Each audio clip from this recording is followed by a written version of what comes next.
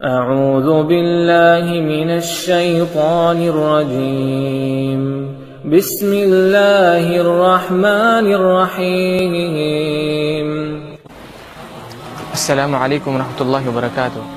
آج اللہ کے فضل و توفیق سے اس خوبصورت وادی میں جس موضوع پہ بات کرنے کا شرف حاصل ہو رہا ہے وہ ہے اللہ کی عظمت۔ اللہ تبارک و تعالیٰ نے قرآن مجید میں ان لوگوں کو عقل مند بتلایا ہے جو لوگ اللہ تعالیٰ کی اس کائنات میں تدبر و تفکر کرتے ہیں۔ قوله تعالی ان فی خلق السماوات والارض واختلاف الليل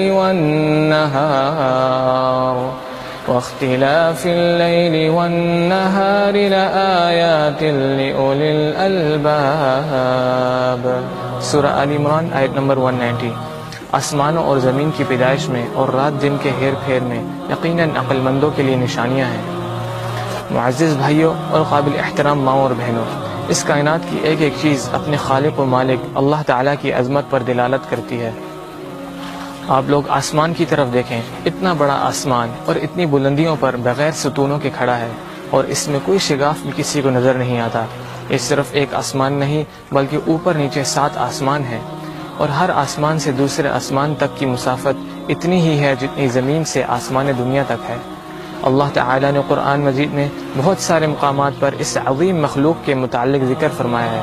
قوله تعالی اللہ الذی رفع السماوات بغیر عمد ترونها ثم استوى على العرش وسخر الشمس والقمر كل يجري لأجل مسمى يدبر الأمر يفصل الآيات لعلكم بلقاء ربكم توقنون۔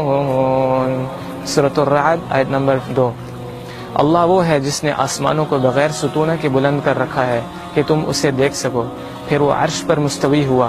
اسی نے سورج اور چاند کو ماتحتی میں لگا رکھا ہے، ہر ایک وقت معین پر گشت کر رہا ہے۔ وہی کام کی تدبیر کرتا ہے، وہ اپنے نشانات کھول کھول کر بیان کر رہا ہے کہ تم اپنے رب کی ملاقات کا یقین کر لو۔ اسی طرح اللہ تبارک و تعالی نے ایک اور مقام پر ارشاد فرمایا بِأَمْرِهِ وَيُمْسِكُ السَّمَاءَ أَن تَقَعَ عَلَى الْأَرْضِ إِلَّا بِإِذْنِهِ إِنَّ اللَّهَ بِالنَّاسِ لَرَءُوفٌ رَحِيمٌ۔ سورۃ الحج آیت نمبر 65۔ وہی آسمان کو تھامے ہوئے ہے کہ زمین پر گر نہ پڑے مگر اس کی اجازت کے ساتھ، بے شک اللہ تعالی لوگوں پر شفقت و نرمی کرنے والا اور مہربان ہے۔ اور ایک مقام پر اللہ تعالی نے ارشاد فرمایا الذی خلق 7 سماوات طباقا ما ترى في خلق الرحمن من تفاوت فارجع البصر هل ترى من فطور۔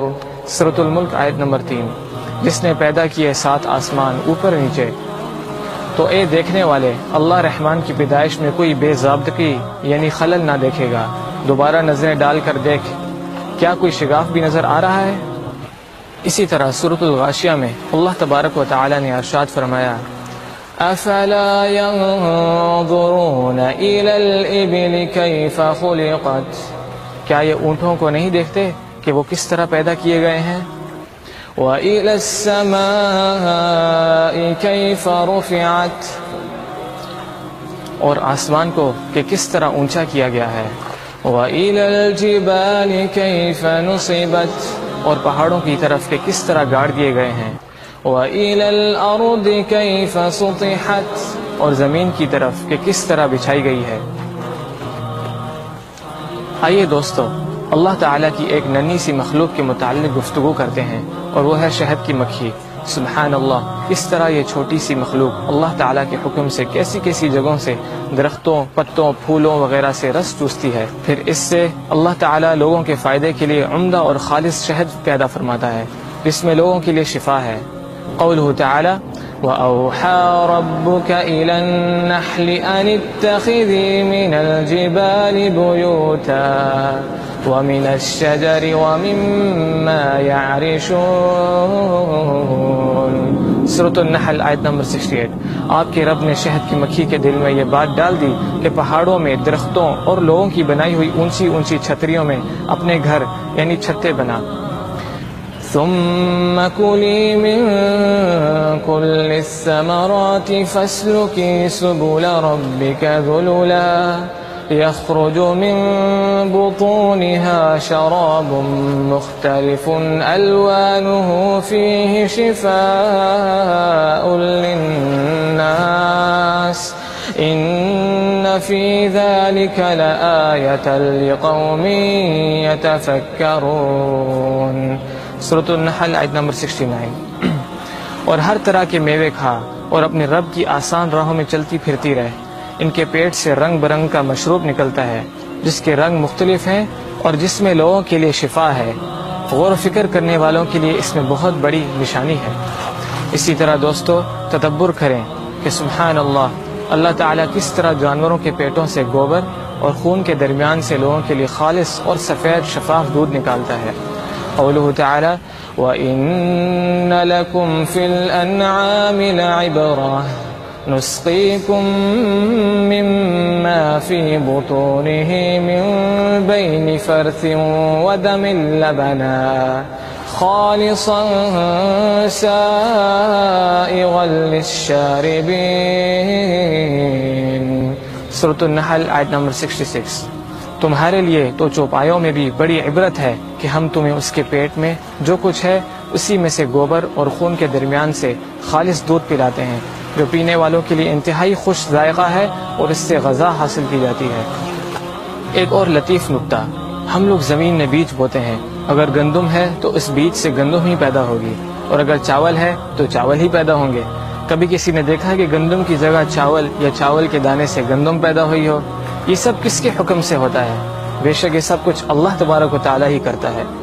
قوله تعالی وَهُوَ الَّذِي أَنزَلَ مِنَ السَّمَاءِ مَاءً فَأَخْرَجْنَا بِهِ نَبَاتَ كُلِّ شَيْءٍ فَأَخْرَجْنَا مِنْهُ خَضِرًا نُخْرِجُ مِنْهُ حَبًّا مُتَرَاكِبًا وَمِنَ النَّخْلِ مِنْ طَلْعِهَا قِنْوَانٌ دَانِيَةٌ وَجَنَّاتٍ مِّنْ أَعْنَابٍ وَالزَّيْتُونَ وَالرُّمَّانَ مُشْتَبِهًا وَغَيْرَ مُتَشَابِهٍ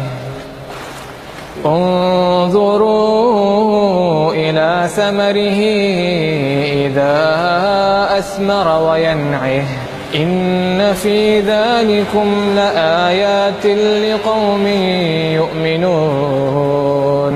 سورۃ الانعام آیت نمبر 99۔ اور وہ ایسا ہے جس نے آسمان سے پانی برسایا، پھر ہم نے اس کے ذریعے سے ہر قسم کے نبات کو نکالا، پھر ہم نے اس سے سبز کھیتی نکالی کہ اس سے ہم جڑے ہوئے دانے نکالتے ہیں، اور کھجوروں کے درختوں سے گچھے جھکے ہوئے، خوشے ہیں جو نیچے کو لٹکتے جاتے ہیں، اور انگوروں کے باغ اور زیتون اور انار، ملتے جلتے ہیں پتے ان کے اور مختلف ہیں پھل ان کے، ہر ایک کے پھل کو دیکھو جب وہ پھل لائے، اور اس کے پکنے کو دیکھو، ان میں دلائل ہیں ان لوگوں کے لیے جو ایمان رکھتے ہیں۔ اسی طرح انسان اپنے آپ میں تدبر کرے کہ کس طرح اللہ تبارک و تعالی نے مجھے ایک نطفے سے یہ وجود بخشا ہے، اسی نطفے سے اللہ تعالی نے یہ خوبصورت آنکھیں پیدا کی، اسی نطفے سے اللہ تعالی نے ہمیں دل و دماغ عطا فرمائے۔ اِنَّا خَلَقْنَا الْإِنسَانَ مِن نُطْفَةٍ أَمْشَاجٍ نَبْتَلِيهِ فَجَعَلْنَاهُ سَمِيعًا بَصِيرًا۔ سورۃ الانسان آیت نمبر 2۔ بے شک ہم نے انسان کو ملے جلے نطفے سے امتحان کے لیے پیدا کیا اور اس کو سنتا دیکھتا بنایا۔ معزز سامعین کرام، حق بات تو یہ ہے کہ اس کائنات کے سارے سمندر کو سیاہی اور تمام درختوں کو قلم بنا دیا جائے، تاہم اللہ تعالیٰ کی عظمت اور اس کی کلمات لکھنے کے لیے کافی نہ ہوں گے۔ قوله تعالی وَلَوْ أَنَّ مَا فِي الْأَرْضِ مِن شَجَرٍ أَقْلَامٌ وَالْبَحْرُ يَمُدُّهُ مِن بَعْدِهِ سَبْعَةُ أَبْحُرٍ مَا نَفِدَتْ كَلِمَاتُ اللَّهِ إِنَّ اللہ عزیز حکیم۔ سورہ لقمان آیت نمبر 27۔ روئے زمین کے تمام درختوں کے اگر قلمے ہو جائیں اور تمام سمندروں کی سیاہی ہو اور ان کے بعد 7 سمندر اور ہوں تو ہم اللہ تعالیٰ کے کلمات ختم نہیں ہو سکتے۔ بے شک اللہ تعالیٰ غالب اور باحکمت ہے۔ برادران اسلام، جو لوگ اس کائنات میں تدبر کرتے ہیں ان کی کیفیت کیا ہوتی ہے، آئیے قرآن مجید سے معلوم کرتے ہیں۔ قولہ تعالی الذين يذكرون الله قياما وقعودا وعلى جنوبهم ويتفكرون في خلق السماوات والأرض ربنا ما خلقت هذا باطلا سبحانك فقنا عذاب النار۔ سورہ آل عمران آیت نمبر 191۔ جو اللہ تعالیٰ کا ذکر کھڑے اور بیٹھے اور اپنی کروٹوں پر لیٹے ہوئے کرتے ہیں اور آسمان و زمین کی پیدائش میں غور و فکر کرتے ہیں اور کہتے ہیں اے ہمارے پروردگار، تو نے یہ بے فائدہ نہیں بنایا، تو پاک ہے، بس ہمیں آگ کے عذاب سے بچا لے۔ ربنا انك من تدخل النار فقد اخزيته وما للظالمین من انصار۔ سورہ آل عمران آیت نمبر 192۔ اے ہمارے پھالنے والے، تو جسے جہنم میں ڈالے یقیناً تو نے اسے رسوا کیا اور ظالموں کا کوئی مددگار نہیں۔ ربنا اننا سمعنا مناديا ينادي للإيمان ان آمنوا بربكم فآمنا ربنا فاغفر لنا ذنوبنا وكفر عنا سيئاتنا وتوفنا مع الأبرار۔ اے ہمارے رب، ہم نے سنا کہ منادی کرنے والا بآواز بلند ایمان کی طرف بلا رہا ہے کہ لوگو اپنے رب پر ایمان لاؤ، پس ہم ایمان لائے۔ یا الہی، اب تو ہمارے گناہ معاف فرما اور ہماری برائیاں ہم سے دور کر دے اور ہماری موت نیکوں کے ساتھ کر۔ ربنا وآتنا ما وعدتنا على رسلك ولا تخزنا يوم القيامة انك لا تخلف الميعاد۔ اے ہمارے پالنے والے معبود، ہمیں وہ دے جس کا وعدہ تو نے ہم سے اپنے رسولوں کی زبانی کیا ہے، اور ہمیں قیامت کے دن رسوا نہ کر، یقیناً تو وعدہ خلافی نہیں کرتا۔ معزز سامعین کرام، اللہ تبارک و تعالیٰ نے سورہ آل عمران کی ان آیت کریمہ میں اہل دانش کی درجہ ذیل صفات ذکر فرمائی ہیں۔ نمبر 1 کہ وہ لوگ ہر پل ہر آن اللہ تبارک و تعالیٰ کا ذکر کرتے ہیں، اور یہ بات معلوم ہو کہ ذکر میں تمام نمازیں، تلاوت قرآن کریم اور تمام تر تسبیحات شامل ہیں۔ وہ لوگ اس بات پر ایمان رکھتے ہیں کہ اللہ تبارک و تعالیٰ ہی کے اختیار میں ہے جسے چاہے دوزخ کا عذاب دے۔ وہ لوگ نبی کریم صلی اللہ علیہ وسلم پر اور آپ جو کچھ بھی لے کر اپنے رب کی طرف سے مبعوث ہوئے ایمان لاتے ہیں، اور ہر معاملے میں آپ صلی اللہ علیہ وسلم کی اتباع کرتے ہیں۔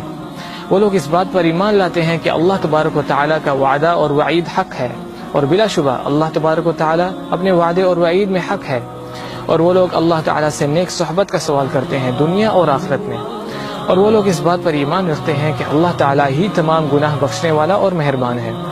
وہ لوگ ہر قسم کی خیر و بھلائی کے لیے اللہ تبارک و تعالیٰ ہی سے سوال کرتے ہیں، اور وہ لوگ اپنے رب پر ایمان لاتے ہیں، اس کی توحید پر کہ وہ خالق ہے، اس کے سوا کوئی خالق نہیں، وہی معبود حق ہے، اس کے سوا کوئی معبود حق نہیں، اور اس کے پیارے پیارے خوبصورت نام ہیں، اور اسی کی تمام صفات کمال ہیں جن میں کسی قسم کا کوئی نقص نہیں، اور وہ اپنے رب کو اس کے ناموں اور صفات کے ذریعے پکارتے ہیں۔ سبحان اللہ و بحمدہ عدد خلقہ ورضا نفسہ وزینۃ عرشہ ومداد کلماتہ۔